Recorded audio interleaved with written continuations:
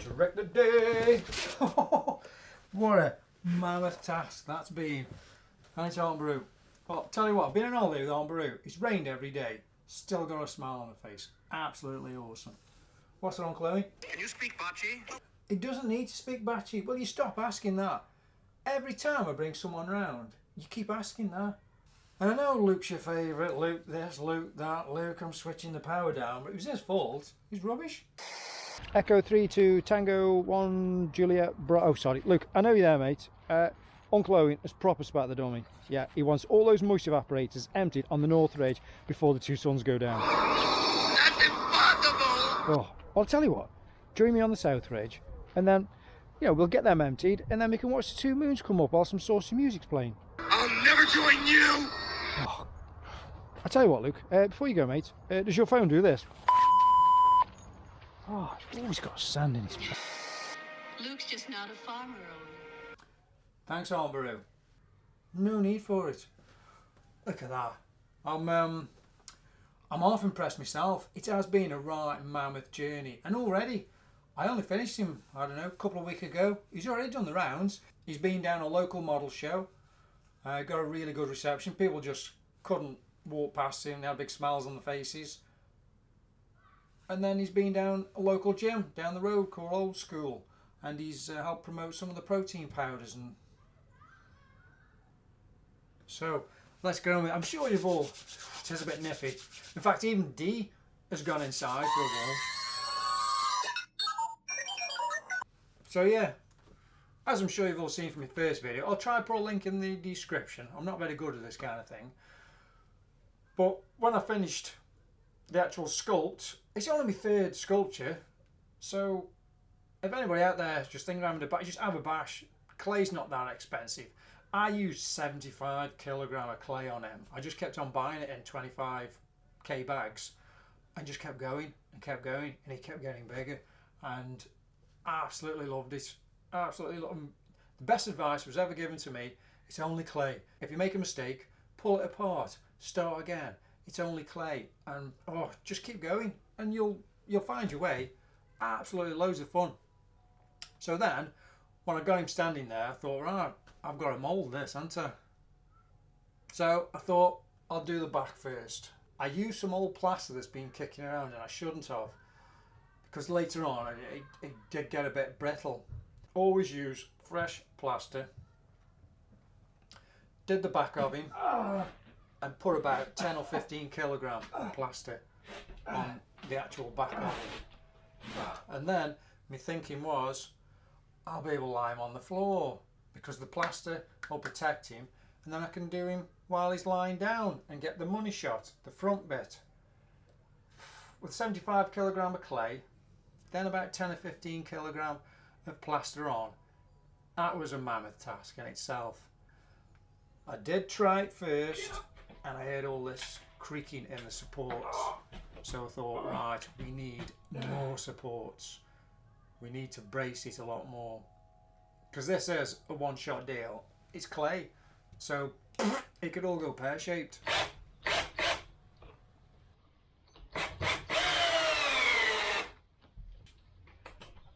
You guys Wednesday.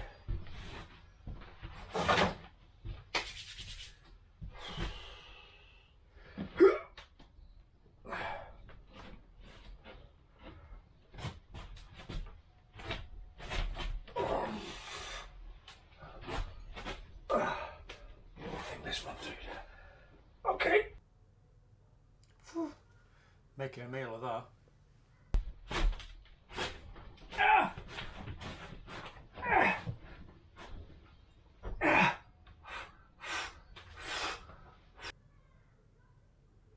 Who does he think he is? Jeff Capes.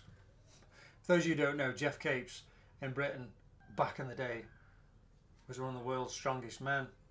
And he did breed massive budgies. Personally speaking, I think Jeff swapped his budgies for parrots. Who's going to argue with him?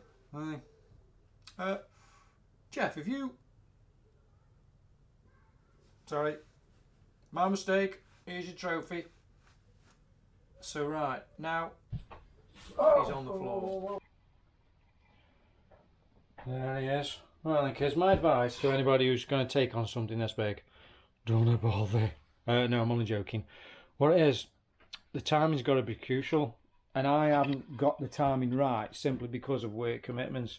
So if I was going to do this all again, I'd make sure I got a week off work, because I've had to leave him for a few days. I mean, I know we've all got to go work and keep a man cave over your head, but as you can see, all these cracks have formed. I can just fill them in now, but now my plan is I've got to seal that so the next pour of plaster will not grab onto that. So I'm hopefully going to create a shield here to stop it all falling on the floor, cover this with either Vaseline or grease, and then create some shuttering around the sides here, and then go for it.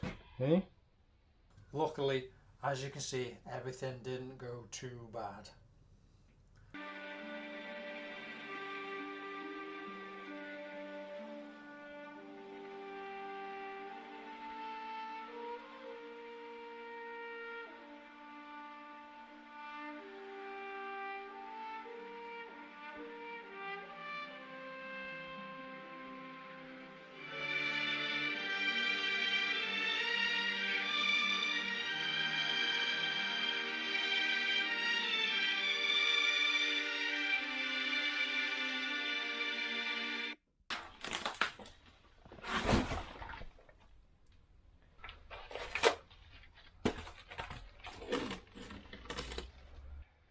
Well, at least it looks like the front of the mould has worked.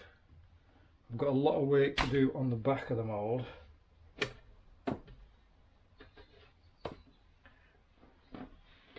So then come the mammoth task of putting the two together and filling it with latex. Now, as I said before, I made the mistake of making this back bit with old plaster. I thought it'd be alright, but it wasn't. So pulling it apart, as you've all seen, it's all smashed in a load of pieces. So what I've done is I've caked the outside, tried to put it together as best as I can. So I'm just going to drop some plaster and fill these holes on the inside. I've used fibres to strengthen everything, and I'll just resculpt, because it's only the back of him. I'll just resculpt that on the inside of the mould. All this clay is coming out, and every time I fill this mould with latex, all I'll do is I'll just fill that with clay, and job's a fish. It is the biggest mould that I've done. I should have just waited and got some new plaster, but I just got excited, didn't I?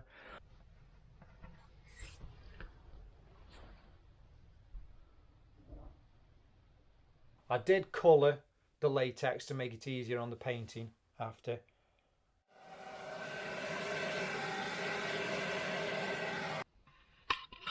There we have it. It's nice and early on a Sunday morning.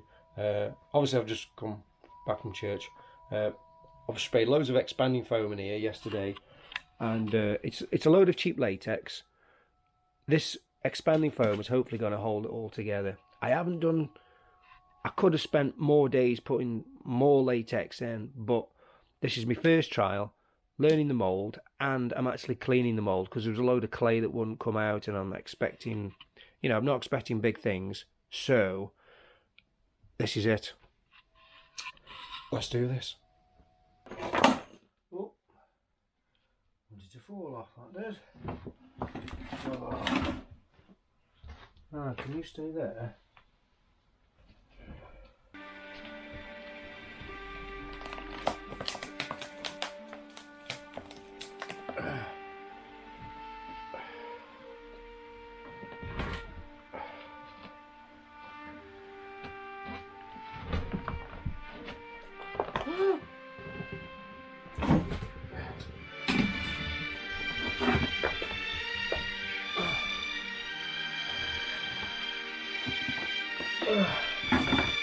Oh. Oh.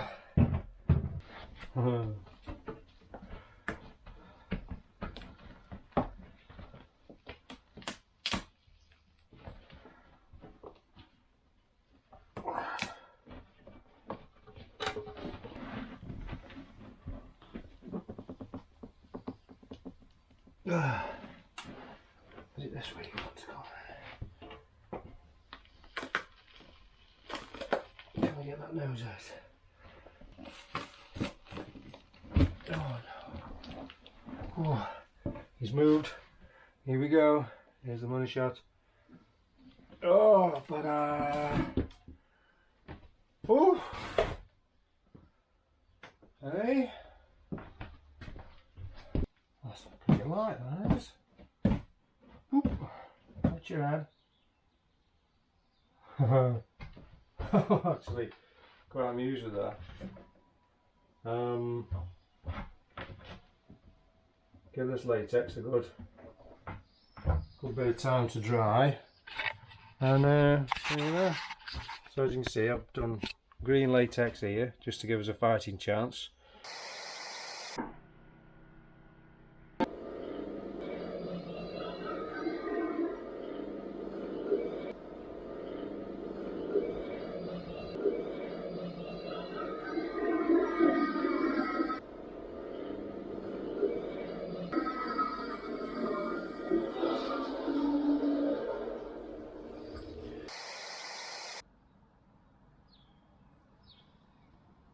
You should be wearing a mask.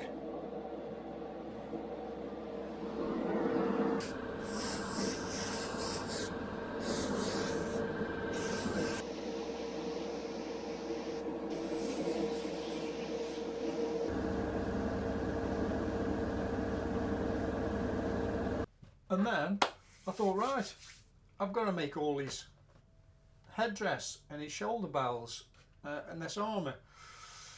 The armour I made vat form moulds, because luckily for me, one of my mates has made a vat form machine in the unit which would go down and play Star Wars. So I made the actual former out of plasticard. I cut loads of strips, bent it to how I wanted it, glued it on another piece, then covered it with car body filler. Then I made all these grooves here with EVA foam and just cut it around and tried to seal it as much as possible. So then I put it in the vat form machine, and then you get stuff out like this. So basically then I've got to cut it all out. I did fill the inside with expanding foam so I could create more of an edge and more of a tuck on stuff. And then all the little bits of detail here, I just made a rubber mould. I sculpted 2 or 3 of these out of clay, just on a base, put some shuttering on, poured some rubber on, flipped it over, then all these little bits and bobs, I just kept on filling it full of fast cast resin, and then just glued them all on. Then obviously come the lovely job of painting it, which I do love a bit of painting, and the headdress was EVA foam, which was I didn't really film that much because I didn't know whether it was going to work or not. I just folded the leather over and hot glued it, and then these I just put some screws all the way through and covered the ends with milliput and then painted them like a rivet. And then I had to get in touch with my Fenneman side and get the sewing machine out and make all this, because at first I thought, shall I just paint it, because I did sculpt it almost like he was wearing a leather jerkin. But it just didn't look, because he's life size, I thought, no, he's got to have clothes. So I made this out of the same leather as the top. I just painted it orange. This is EVA foam. Sorry to lean over, Aunt Brew. This is just EVA foam with a few rivets through. Covered them with milliput to make them look like a rivet from Star Wars, just a bigger, clumsier one, which perhaps he would. And just kept going. The teeth, they're all just little bits of latex. I sculpted the original one out of clay. Take your teeth out, tell me what's wrong. covered that with the crystal plaster that I've got kicking around, and then flipped it over, just filled it with latex, tipped it out, just did that 2 or 3 times so you got a thin layer of latex, and then just filled it full of expanding foam. So then when you pop it out, so it's just as light as a kitten. You know, the whole thing is quite light, perhaps not as light as a kitten, perhaps as light as a fat kitten, something like that. So everything you see is fabricated. The only thing I actually bought were these 2 little beady green eyes, which are just, you know, brought him to life. He's got loads of character. So, and the snot is clear resin. A friend got quite a big tub of that, so I left the clear resin out. Once I'd mixed it, left it for about 2 or 3 hours so it's a little bit thick, and then just popped it on, just let it run down, and then just went and made myself a pot noodle. Oh no, I wouldn't trust her with a pot noodle. We all know Aunt Bruce could even mess up a pot noodle, bless her. You know, Dick. Who's done them? Is it you again, Aunt Brew? What have I told you about pot noodles? Honestly, the finest food ever. But you've taken the lid off again, haven't you? These were I prepared earlier. I've told you before. Peel the lid, 3/4, never peel it.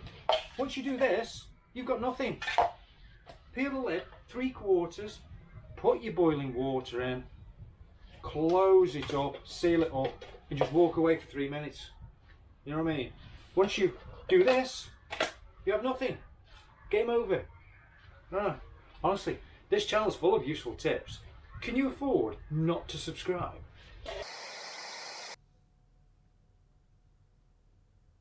So, there you have it. A full-size Gamorrean guard head. In fact, I think it's actually a bit bigger than the originals. As I mentioned when I was sculpting it, if I put the eyes, because we all know it was a guy in a suit, if I put the eyes really close together, it just looked too beady, too like just something was wrong. And as soon as I pulled the eyes apart, to me, it made it look more like something that nature would make, something that a little bit more believable, because I wasn't building something that you could wear. I just wanted a lovely ornament for my man cave. He is certainly that. So I hope you've learned something from this, and honestly, I hope you've learned that what you can take on, it's bonkers. Like I say, I only sculpted twice before. The first one didn't like. I sculpted a werewolf, because that's why I'm so slow on these videos. I'm trying to finish me World War II werewolf film. Honestly, have a bash. So I'm really glad I've taken this on.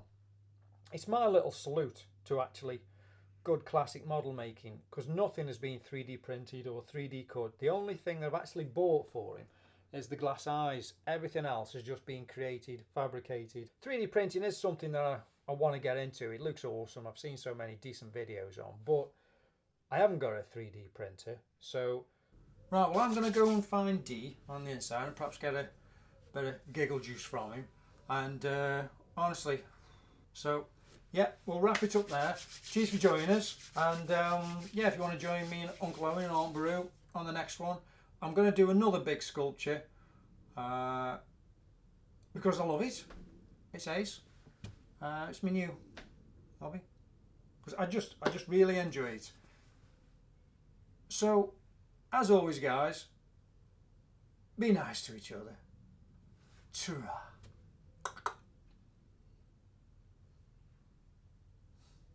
He loves it.